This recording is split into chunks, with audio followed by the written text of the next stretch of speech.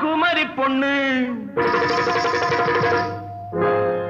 குளிக்க போன குமரி பொண்ணு காத்தடிச்சது சிலு சிலுன்னு